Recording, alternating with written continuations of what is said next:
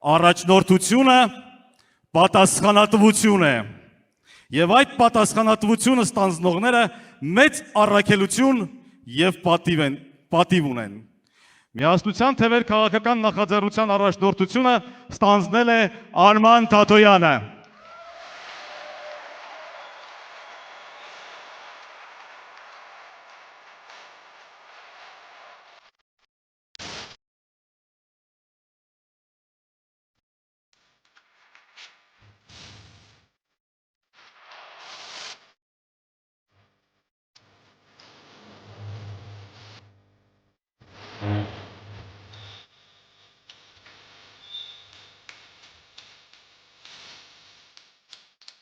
Կարծում եմ պարոն Թաթոյան ներկայացման կարիք չունի, առանձնապես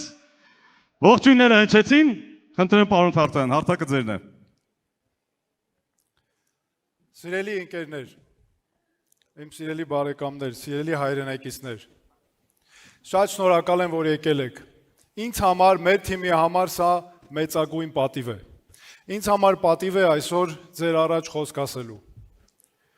Ինձ հաճախ են հարցնում, թե ինչու քո մասին կենսագրական մանրամասն տվյալներ չկան, եւ շատ հարցեր կան, որ ես հասկանում եմ, պետք է նաեւ պարզաբանել։ Դրա համար ես ուզում եմ սկսեմ այսօր երկու ընդհանրապես դրվագից եւ ուզում եմ դրանով նաեւ ներկայացնել, թե ինչպես եմ, ինչ եմ ես զգում եւ ինչ սկզբունքներով եմ ղեկավարվում։ Ես ծնվել եմ սովորական հայկական ընտանիքում, Երևանում։ Մայրս մանկավարժ է, աշխատել է ուսուցչուհի, հետո մանկապարտեզում դաստիարակչուհի եւ շատ լավ հիշում եմ, երբ քրոջս հետ ամեն օր գնում էինք դասի, մայրիկիս հետ, որ աշխատում էր հարևանությամբ, հետո նորից միասին վերադառնում էինք հայրս, ամեն օր աշխատանքի էր, դժվար աշխատանքի։ Դժվար օրեր եղել են, այո, եղել են։ Ծնողներս հաճախ էին ասում, որ դժվարությունները մեզ համար են, ինքներս պետք է հաղթահարենք։ Մեր փոխարեն ոչ ոք չի կարող գալ մեր հարցերը լուծել։ Եվ մենք կարող ենք այդ խնդիրները լուծել, որովհետև մենք միասին ենք։ Դժվար օրերից են ես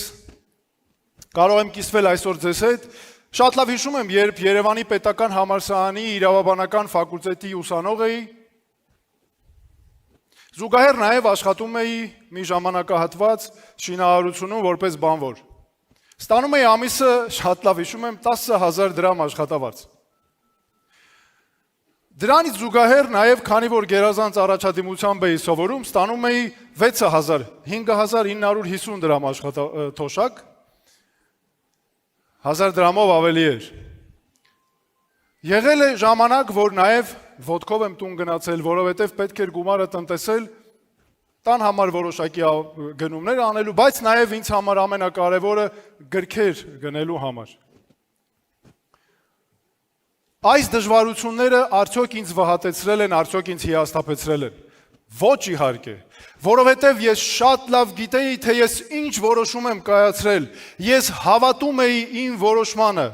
եւ ես գնում էի այդ որոշման հետևից, ես շատ լավ գիտակցում էի, որ որպեսի հաջողեմ, ինձ պետք են գիտելիքներ, ինձ պետք են հմտություններ, իսկ եթե ես որպեսի հաջողեմ, ես պետք է ստանամ դրանք եւ դառնամ մասնագետ։ Մեկ այլ կյանքի դրվագ եմ ուզում ձեզ ներկայացնել։ Այնպես է ստացվել, որ մենք մեր ընտանիքով որոշակի ժամանակահատված ապրել ենք Ուկրաինայում։ Դպրոցում շատ լավ հիշում եմ, մենակ միայն մենք էինք հայ, ես եւ քույրս։ Դասարանում միայն ես էի հայ եւ այդտեղ այսպիսի մի սովորություն կար, որ անուն ազգանունն ասելուն զուգահեռ նաեւ անպայման ասում էին ազգությունը։ Եվ այդ ժամանակահատվածից սկսած, քանի որ երեխայական նաեւ ընկալումներ կային, լինում էին նաեւ անախորժություններ։ Դրա հետ կապված։ Իհարկե իմ դասարանցի համադասարանցիներից շատերի հետ մենք ընկերություն ենք անում, բայց այն ժամանակ անգամ խոսքը հասնում էր կռիվների։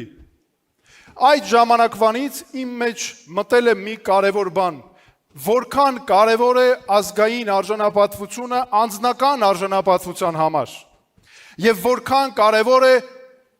քո իրավունքներին տեր լինելը, որքան կարևոր է պատասխան տալը, որքան կարևոր է ինքդ քեզ պաշտպանելու կարողություն ունենալը։ Ես սա ինչու եմ ասում։ Ես սա ասում եմ նրա համար, որ այսօր կարծես Հայաստանը մոռացել է պատասխան տալը։ Այսօր կարծես մենք դարձել ենք անկարող մեզ պաշտպանելու հարցում։ Մեզ անընդհատ համոզում են, որ ճիշտը համակերպվելն է, համաձայնվելն է, զիջելն է եւ դա անունը դնում են իմաստնություն։ Ես ուզում եմ հատուկ ասել, որ դա իմաստնություն չէ։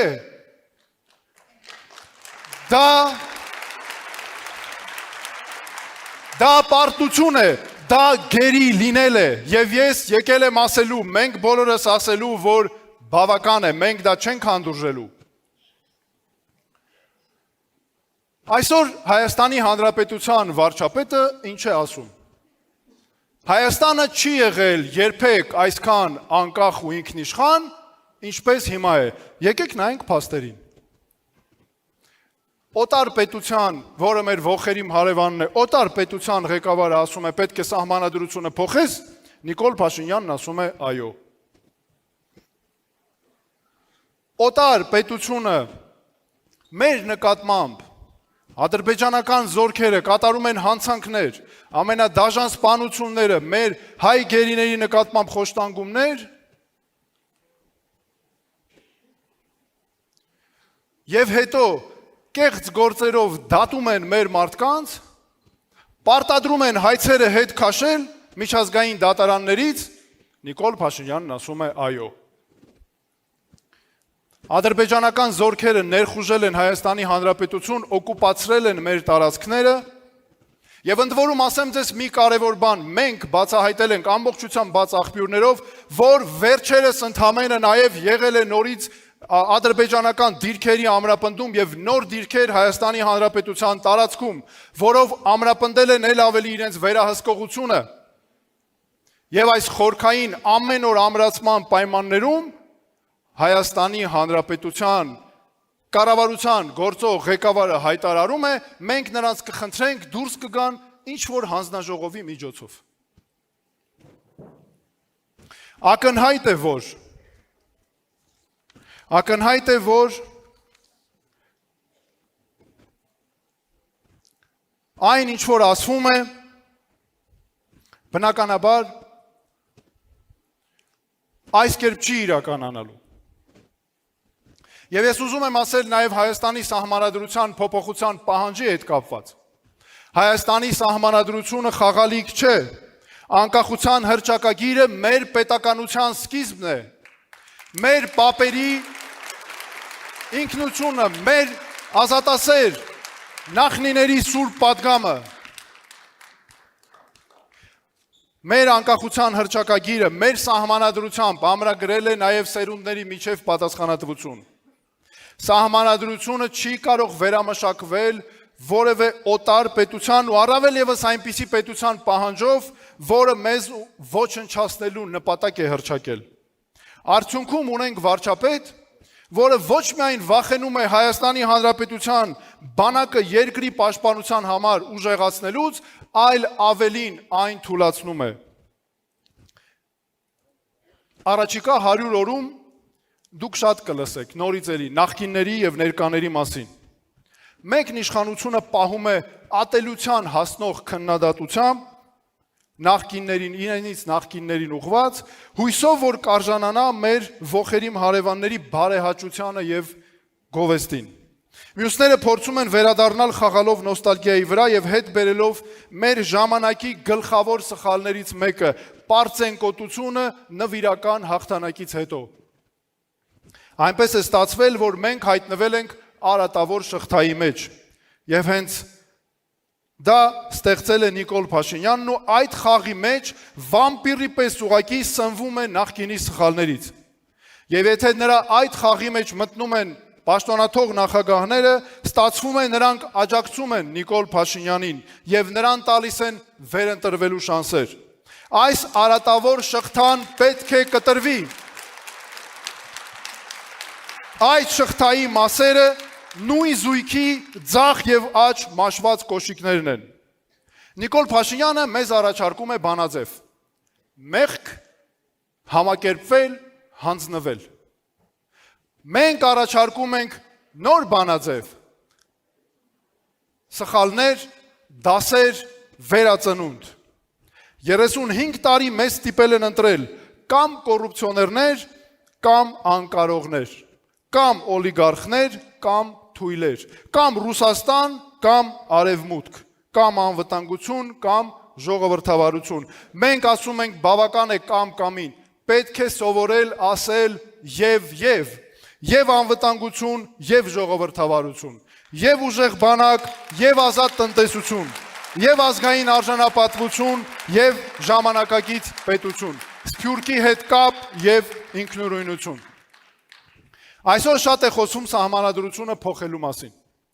Ոմանք ուզում են փոխել սահմանադրությունը, որպեսզի իրենց առաջնորդը կարողանա դառնալ վարչապետ։ Մյուսները, որպեսզի կատարեն ադրբեջանական պետության պահանջը։ Բայց եկեք ազնիվ լինենք։ Խնդիրը սահմանադրությունը չէ, խնդիրն այն է, որ մենք անհրաժեշտ չենք համարում այն պահպանել։ Այստեղից էլ գալիս է օրենքը անընդհատ վերաշարադրելու ցանկությունը։ Կոնկրետ մեկ մարդու համար, հարևանի ցանկությամբ, արտաքին ճնշման տակ, մեզ մոտ յուրաքանչյուր նոր առաջնորդ սկսում է նրանից, որ հիմնական օրենքը ձևափոխում է իր համար։ Պետք է դադարեցնել սահմանադրությունը մեկ մարդու համար փոխելու այս արատավոր պրակտիկան։ Իսկ օրենքն այլ բանի մասին է, օրենքը թույլին պաշտպանում է ուժեղից, օրենքը պետությունը դարձնում է կանխատեսելի, առանց օրենքի հնարավոր չեն ոչ բիզնես, ոչ անվտանգություն, ոչ էլ նորմալ կյանք։ Ես գիտեմ ինչ եմ ասում։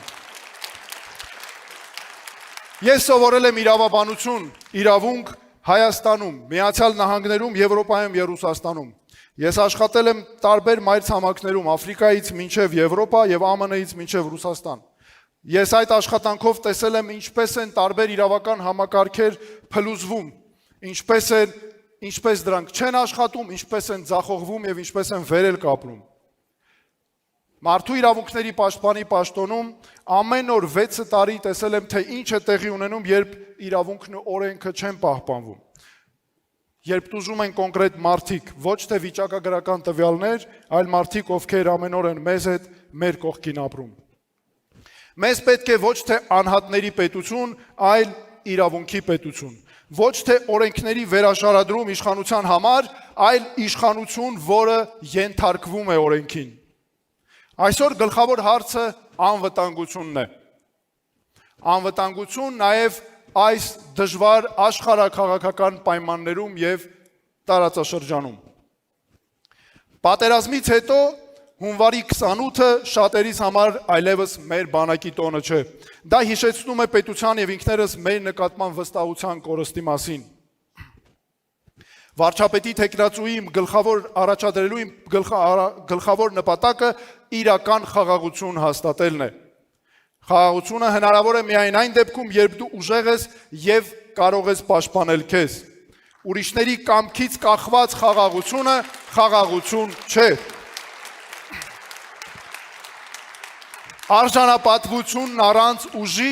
պարզապես պատրանք է։ Թվարկեմ մի քանի կետեր, որոնք մենք անմիջապես իրականացնելու ենք։ Դրանք ոչ թե կարգախոսներ են, այլ կոնկրետ ծրագրային կետեր։ Առաջին,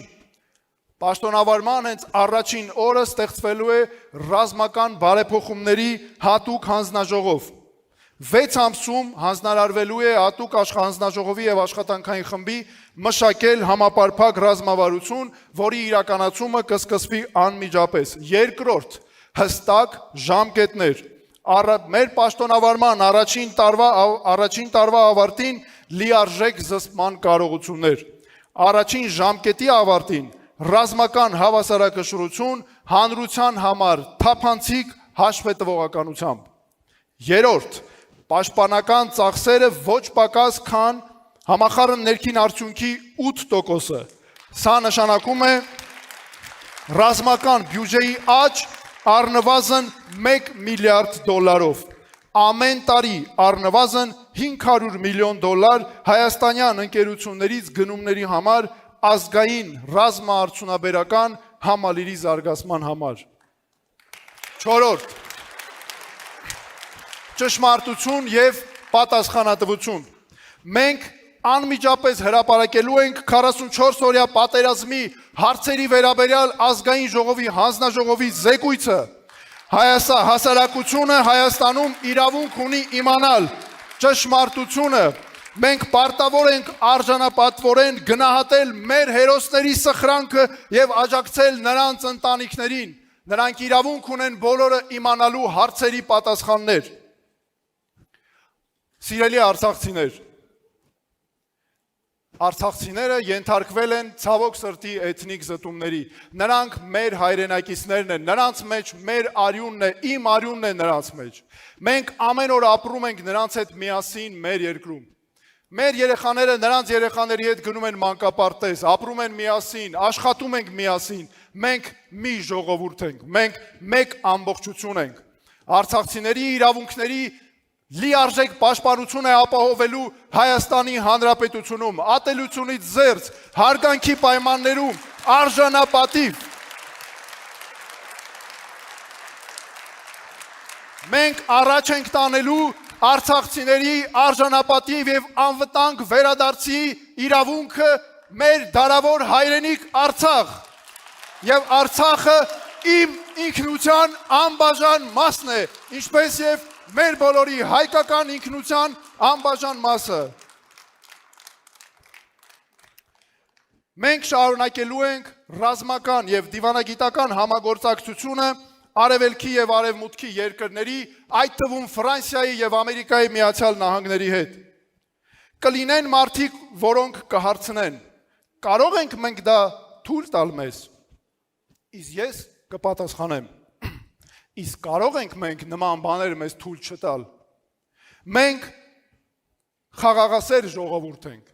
բայց եթե մենք չունեցանք կարողություն ինքներս մեզ պաշտպանելու, մենք անգամ գոյատևել չենք կարողանալու այս բարդ աշխարհում։ Հայաստանը պետք է լինի խելացի որոշումների երկիր։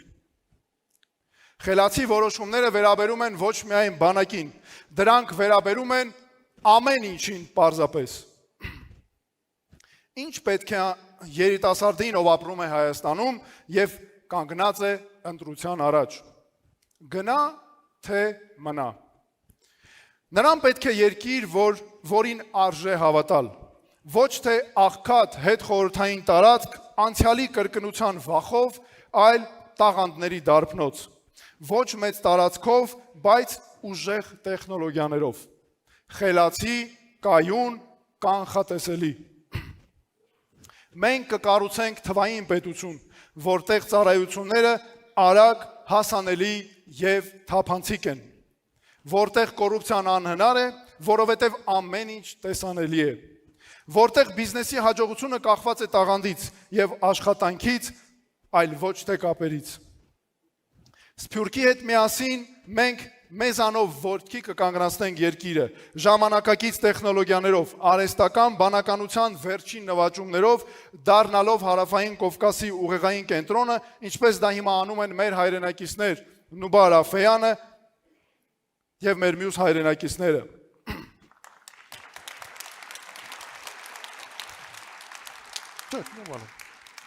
Կրթությունը կդառնա զարգացման հիմքը։ Սա շատ կարևոր գաղափարախոսական հենասյուն է։ Մեր երիտասարդները պետք է հստակ իմանան, որ իրենցից է կախված իրենց ապագան, որ արդար պայմաններ են, որ եթե աշխատում ես, ջանք ես գործադրում, հասնելու ես առավելագույն արդյունքի մեր երկրում, որ կրթությունը լինելու է կանխատեսելի եւ երիտասարդը կարողանալու է ունենալու է հնարավորություն ինքն իրեն կերտելու։ Շնորհակալություն։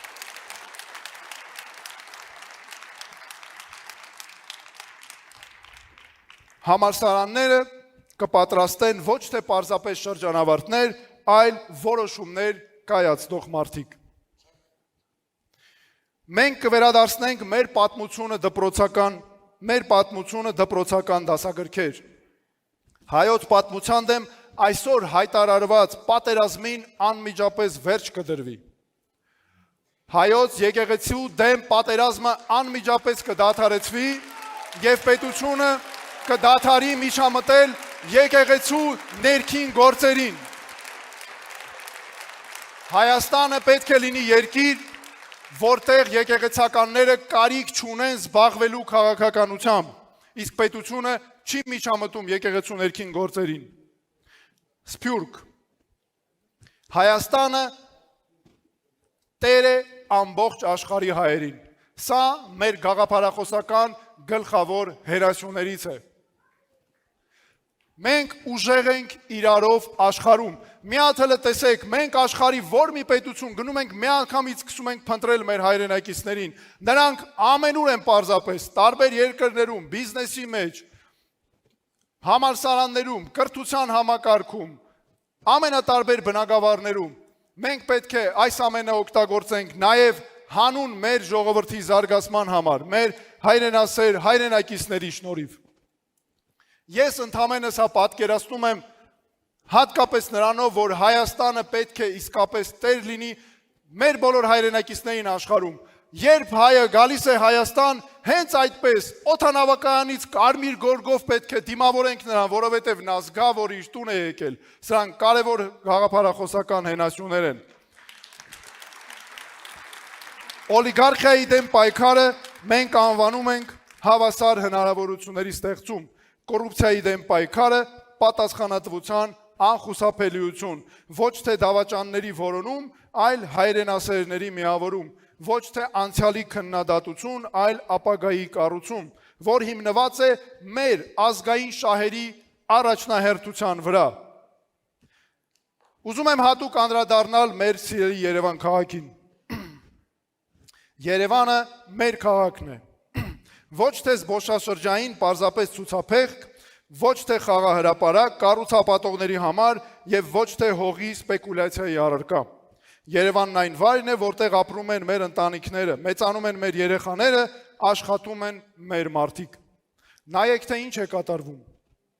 Կառուցապատողները հողատարածքներ են ստանում, բայց շուրջը չկան դպրոցներ, պոլիկլինիկաներ, այգիներ, նոր թաղամասեր են կառուցվում առանց ճանապարհների, առանց ենթակառուցվածքների։ Տրանսպորտը խցանումների մեջ է, որովհետև քաղաքը տասնամյակներ շարունակ զարգացել է առանց հստակ ծրագրի, քանի որ հիմքում դրել են կառուցողների եւ կառուցապատողների, այլ ոչ թե բնակիչների շահերը։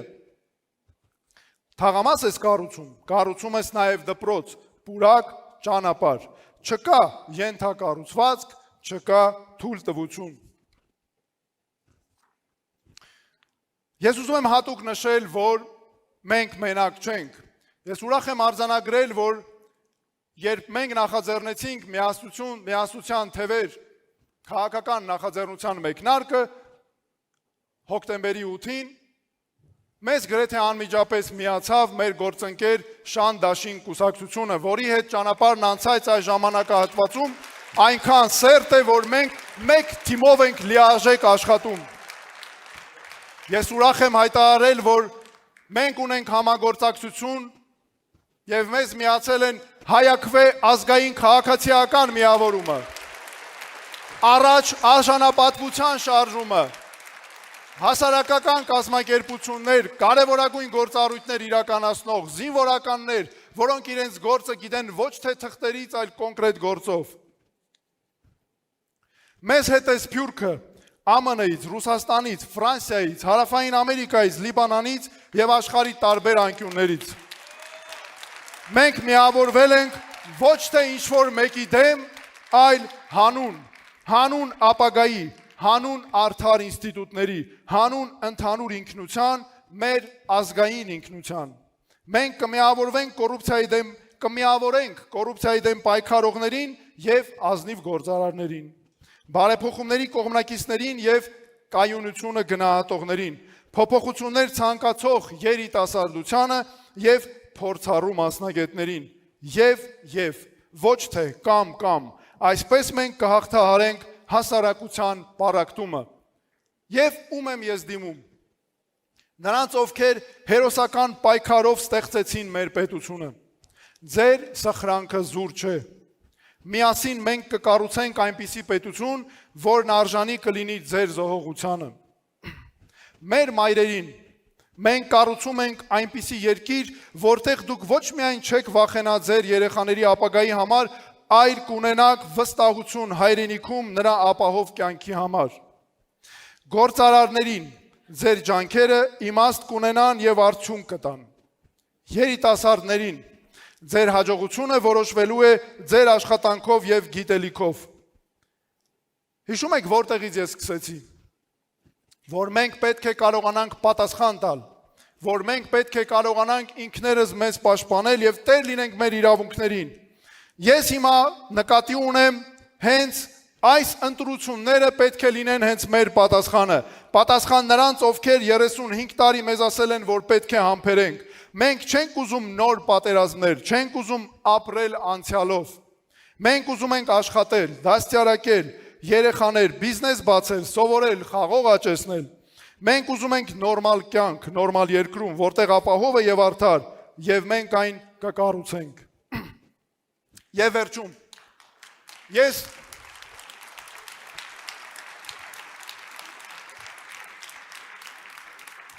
Եվ վերջում, ես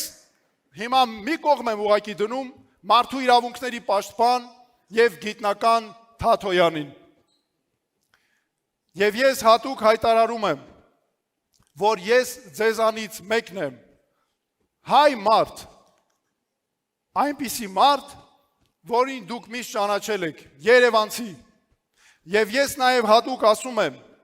որ ես հայտ եմ ներկայացրել վարչապետի պաշտոնին հավակնելու, որովհետև հոգնել եմ եւ մենք հոգնել ենք 35 տարիների այն ստերից եւ չիրականացված խոստումներից։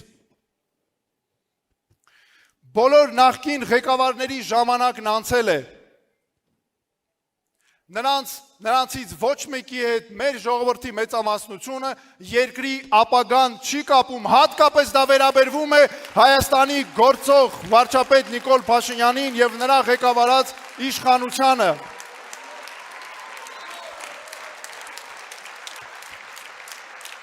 Սիրելի հայրենակիցներ, մինչ ընտրությունները մնացել է 100 օրից էլ քիչ։ Այնպես է ստացվել, որ Ռուսաստանն ունի իր թեկնածուն, Ամերիկայի Միացյալ Նահանգներն ունի իր թեկնածուն, Եվրոպան ունի իր թեկնածուն, անգամ որքան էլ կարող է տարօրինակ լինել, բայց այդպես է, Ադրբեջանն անգամ ունի իր թեկնածուն։ Իսկ ուր է Հայաստանը։ Իսկ ուր է Հայաստանի թեկնածուն։ Մեզ պետք է մարդ, որի կատարած գործերից, ծրագրերից մենք բոլորս որտեղ լինի մեր հայրենակիցները կասեն, սա մեր թեկնածուն է, Հայաստանի մարդը, մեր տղան։ Եվ այո, Հայաստանն ունի իր թեկնածուն։ Ես Հայաստանի թեկնածուն եմ, եւ ես որպես վարչապետի ձեր թեկնածու հայտարարում եմ, որ ղեկավարվելու եմ բացառապես Հայաստանի շահերով, մեր երկրի ազգային շահերով, հանուն մեր ամուր երկու ոտքի վրա կանգնած ազգային պետականության։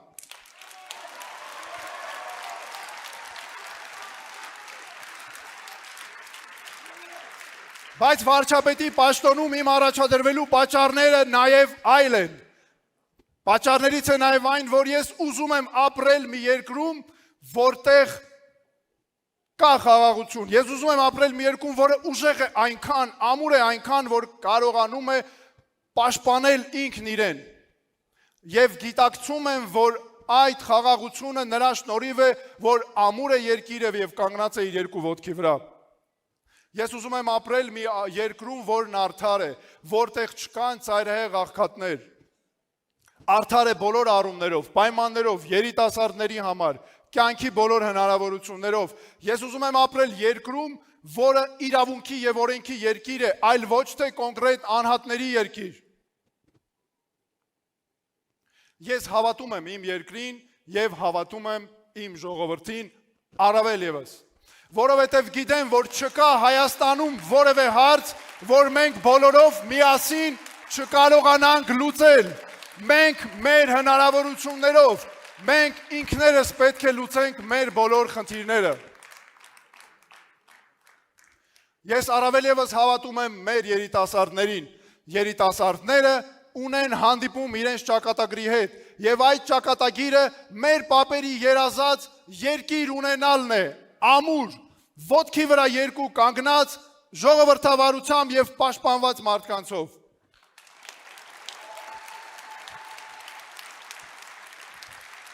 Եվ ես որպես վարչապետի թեկնածու հայտարարում եմ, որ ասելու եմ միայն այն, ինչ կարող ենք իրականացնել, երբեք չեմ խոստանալու բաներ, որոնք հնարավոր չի լինելու կատարել։ Շատ կարևոր է նաև, որ այս ընթացքում ուրիշները ասելու են ձեզ ընտրեք վախի ու բողոքից ելնելով։ Մենք ասում ենք, ընտրեք մեզ հանուն հույսի եւ հավատի։ Եվ մենք մենակ չենք, մեր հետևում կանգնած են մեր երիտասարդները, մեր մասնագետները, որոնց մասնակցությամբ, որոնց շնորհիվ մենք մշակել ենք արդյունավետ ծրագիրը, բարդ, բայց բարդ պրոցեսներով անցած, բայց արդյունավետ ծրագիր։ Մենք դա իրականացնելու ենք միասին։ Հատուկ ուզում եմ խոսել նրա մասին, որ մենք պետք է ունենանք խելացի լուծումներ, միասին, բոլորով, որպեսզի կարողանանք առաջ տանել մեր երկիրը, եւ մենք դա անելու ենք միասին։ Դրա համար պետք է առաջին քայլը կատարել խելացի ընտրություն, միասին, մտածված եւ արդյունավետ, որպեսզի Հայաստանը լինի անվտանգ եւ զորեղ։ Շնորհակալություն։